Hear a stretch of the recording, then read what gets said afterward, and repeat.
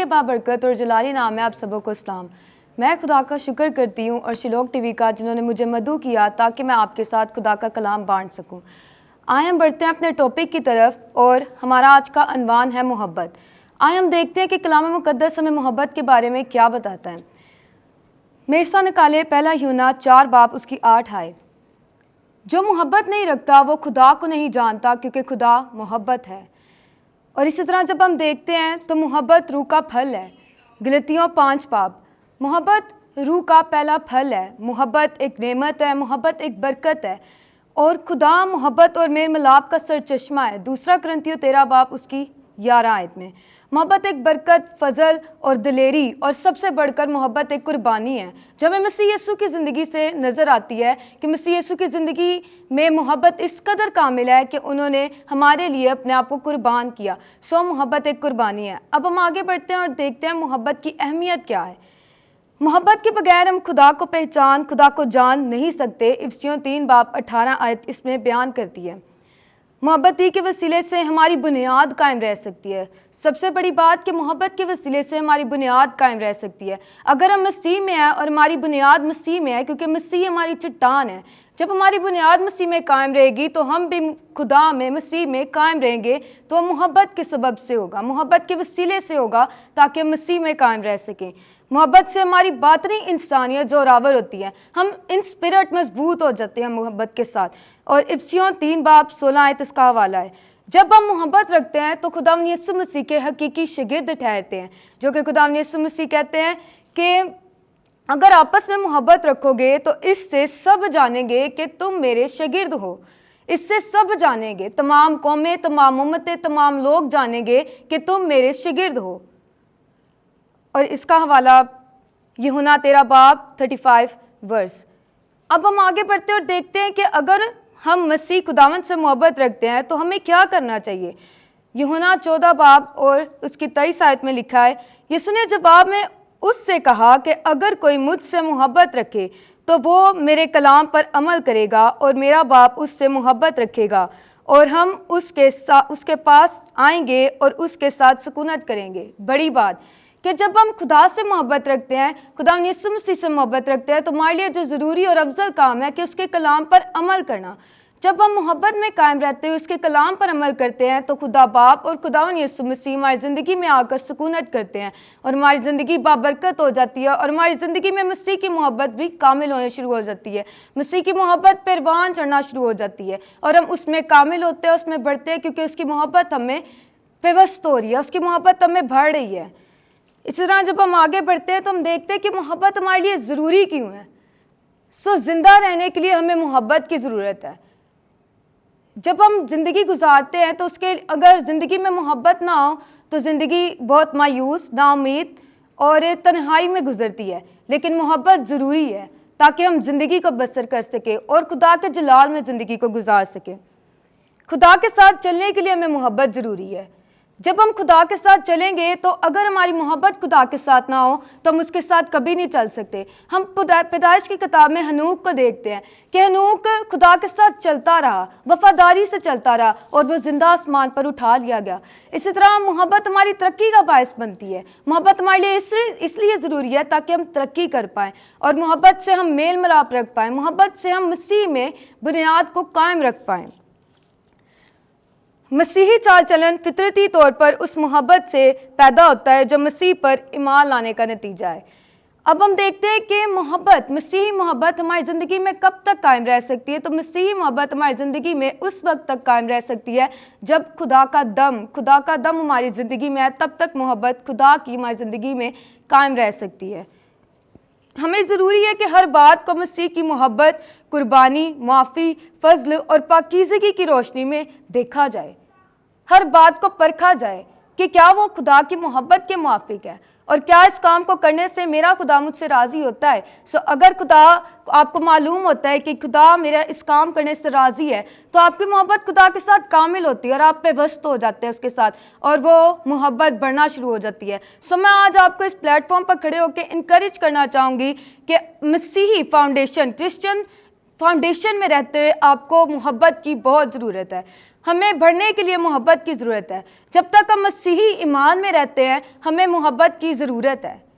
इसी तरह मोहब्बत की ज़रूरत है जैसे बच्चे को दूध की ज़रूरत होती है, इसी तरह मसीही ज़िंदगी गुजारने वाले को मोहब्बत की ज़रूरत होती है, जिससे उसकी नशोनुमा होती है, जिससे वो जो है अपने अंदर मजबूती और पुख्तगी पैदा करता है।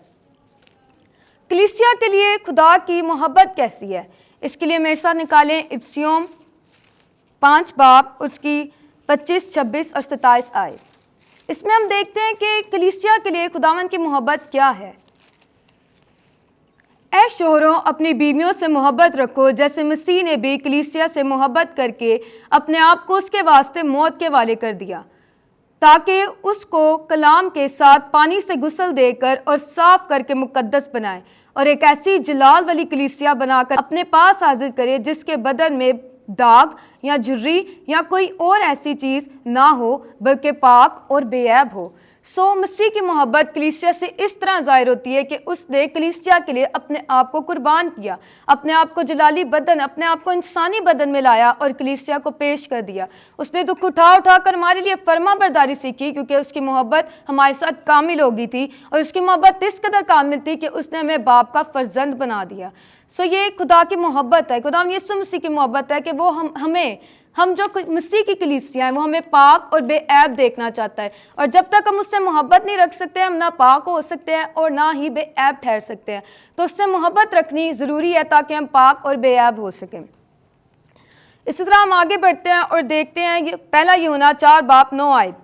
खुदा की मोहब्बत हमसे किस तरह, इसमें हम देखते हैं कि खुदा की मोहब्बत हमसे किस तरह ज़ाहिर होती है।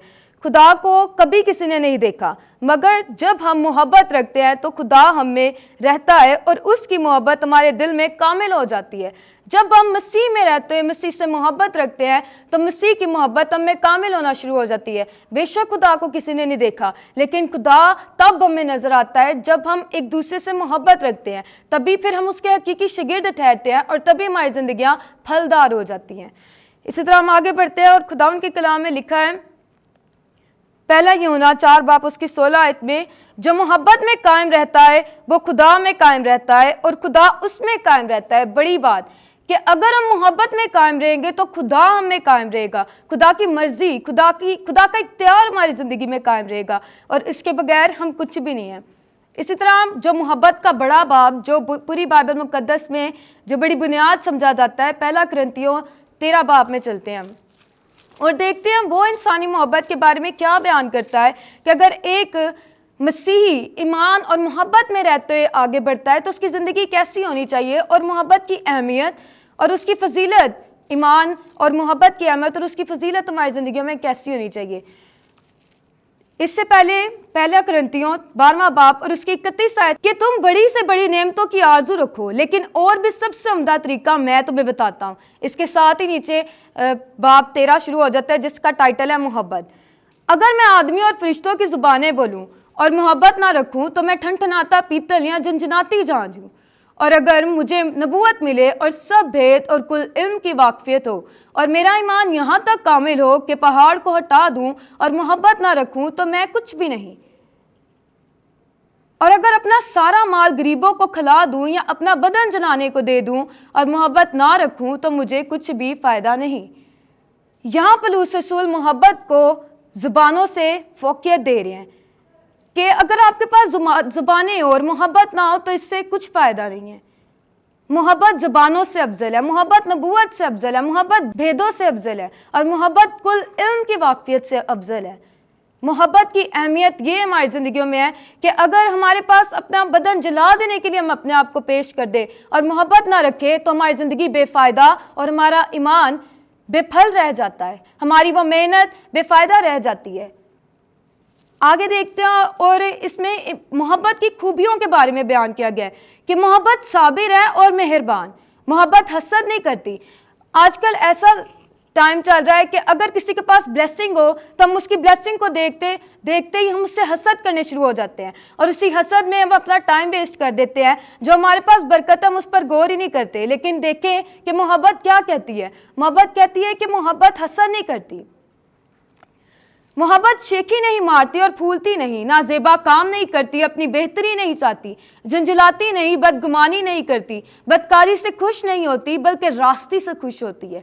मोहब्बत रास्ती से खुश होती है, मोहब्बत पाक कामों से खुश होती है। अगर हम इस मोहब्बत के लफ्ज़ को मसीह का लफ्ज़ कह दें तो इसके लिए हमारे समझने में ज़्यादा आसानी हो जाएगी। तो आए हम दोबारा चौथी वर्ष में जाते हैं और देखते हैं कि मसीह साबिर है और मेहरबान, मसीह हसद नहीं करता, मसीह शेखी नहीं मारता और फूलता नहीं, नाजेबा काम नहीं करता, अपनी बेहतरी नहीं चाहता, झंझलाता नहीं, बदगुमानी नहीं करता, सब कुछ सह लेता है, सब कुछ यकीन करता है, सब बातों की उम्मीद रखता है, सब बातों की बर्दाश्त करता है। सो मसीह ऐसा है जो सब बातों को सह ले, जो सब बातों की उम्मीद रखे, जो सब बातों को बर्दाश्त करे और कामिल होता जाए और बढ़ता जाए। अब देखते हैं कि मोहब्बत हमेशा रहेगी, मोहब्बत का ज़वाल नहीं, मोहब्बत को ज़वाल नहीं। नबूवतें हो तो मौकूफ़ हो जाएंगी, ज़बानें हो तो जाती रहेंगी, इल्म हो तो मिट जाएगा, क्योंकि हमारा इल्म नाकिस है और हमारी नबूवत नातमाम, लेकिन जब कामिल आएगा तो नाकिस जाता रहेगा। हालेलुया। जब मैं बच्चा था तो बच्चों की तरह बोलता था, बच्चों की सी तबीयत थी, बच्चों की सी समझ थी, लेकिन जब जवान हुआ तो बचपन की बातें तर्क कर दी। अब वक्त है कि हम अपने बचपन की बातों को तर्क करें, हम बेईमानी की बातों को तर्क करें, हम नाउमीदी की बातों को तर्क करें, हम हसद और नफरत की बातों को तर्क करें और मसीह में रहते हुए, मसीह बुनियाद में रहते हुए हम एक दूसरे से मोहब्बत रखें और सबसे अफजल खुदा से मोहब्बत रखें, जिसके वसीले से, जिसके सबब से आज तक हम कायम हैं, जिसके सबब से आज हम आज़ाद हैं, जिसके सबब से हमारे ऊपर से तमाम गुलामी के इख्तियार, तमाम गुलामी के हुक्म हटा दिए गए हैं, क्योंकि उसने अपनी मोहब्बत से अपने आप को कुर्बान किया ताकि हम आज़ाद हों, कामिल हों और उसमें बढ़ें और हम किसी के गुलाम ना रहें। अब हमको आईने में धुंधला सा दिखाई देता है, मगर उस वक्त रूबरू देखेंगे, उस वक्त हमारा इल्म नाकिस है, मगर उस वक्त ऐसे तौर पर पहचानूंगा जैसे मैं पहचान गया हूँ। यहाँ पौलुस रसूल कहते हैं कि अभी मेरा इल्म नाकिस है। क्यों नाकिस है? क्योंकि अभी शायद हमारी मोहब्बत उस लेवल पर नहीं गई जहाँ हमारा इल्म खालिस हो जाए। सो पौलुस रसूल कहते हैं कि मेरा इल्म नाकिस है, साथ ज़रूरत है कि हमें मोहब्बत को अपने अंदर कामिल करने की, ताकि हम खालिस हो सकें। आखिरी आयत, गर्ज ईमान, उम्मीद, मोहब्बत ये तीनों दायमी हैं, मगर अफजल इल्म मोहब्बत है। ईमान, उम्मीद और मोहब्बत ये तीनों यकसाएं, लेकिन अफजल इल्म मोहब्बत है, जिसे पौलुस रसूल नबूवतों, इल्म, ज़बानों और ईमान और उम्मीद से अफजल ठहराता है और कहता है कि मोहब्बत अफजल है। सो में इस कलाम के वसीले से हम जाने हैं कि मोहब्बत हमारी ज़िंदगी में क्या अहमियत रखती है, हमारी मसीही ज़िंदगी में, हमारी मसीही ईमान में, हमारी रूहानी तरक्की में वो मोहब्बत क्या किरदार अदा करती है। सो मैं आज आपको इस कलाम के वसीले से इनकरेज करना चाहूँगी कि आप सब मसीह की मोहब्बत में कामिल होते जाएँ, ताकि हम मसीह को दुनिया में, हालेलुया, उसके अंजील को हम आम कर सके, ताकि उसका जलाल हमारी ज़िंदगियों और दुनिया में कायम रह सके। सो खुदावंद आपको इस कलाम के वसीले से बरकत दे। आमीन।